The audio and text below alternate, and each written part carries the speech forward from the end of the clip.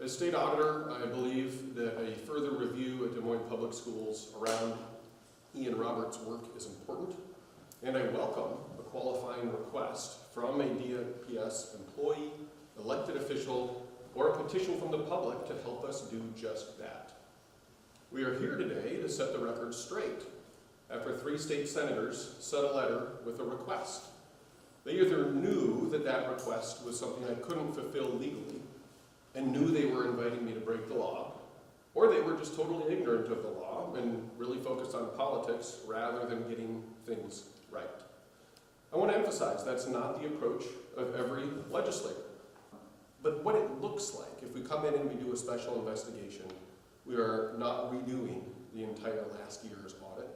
Some of the terminology you may see as re-audit. It's a re-audit in a sense, but really it's more of a special review, right? A special investigation. We're looking specifically where people have pointed us, but as always, although many people in state government would have it otherwise, the auditor needs to set the terms of what they look at, right? The scope of what they're looking at has to be defined by the auditor. Otherwise, the audit isn't very good.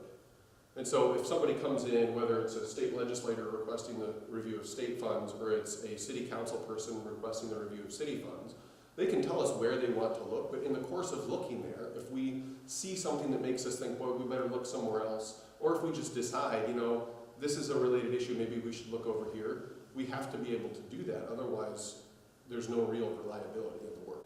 We've seen this public report, right, of the fact that he tried to have emergency approval of a contract to a firm that he was tied to.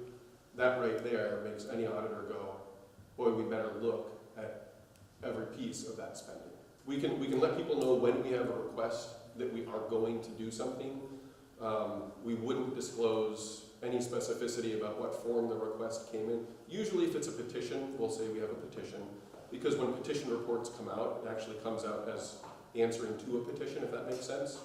So their petition may have 10 points on it. We typically go through and answer each bullet point. But beyond saying petition versus a qualifying request, we wouldn't get any more specific. This is one of those things where you go where the audit or the investigation leads you. At many points in my career as both an auditor and a prosecutor, you could look at a case and think, oh, well, we're almost done. And then all of a sudden somebody calls you and you have much more work to do. The easiest example of this is the lottery investigation, right? I mean, the defendant, Eddie Tipton, demanded speedy trial, so we had to get ready to take him to trial on this one Iowa ticket. And that's all we knew about because we had to get ready to go to trial. We didn't have time to dig in all over the country. And then it was in between trial and his sentencing that we get a call from a guy down in Texas. And then all of a sudden, an entire new investigation results that leads to all kinds of things and all kinds of quantities of crime and proof of crime that we didn't have access to prior. That sort of thing happens all the time. You can go into someone and you think, okay, great, I've got 2 interviews lined up today, we're just going to wrap this thing up, but then somebody tells you something that is new. The problem with giving people a time frame is once you've given them a time frame, the integrity of your prediction of the time frame is competing with the integrity of the report. You don't want to put yourself in that situation because you want to make sure that you're focused on the integrity of the report. Sometimes it's 8 months, sometimes it's 18 months.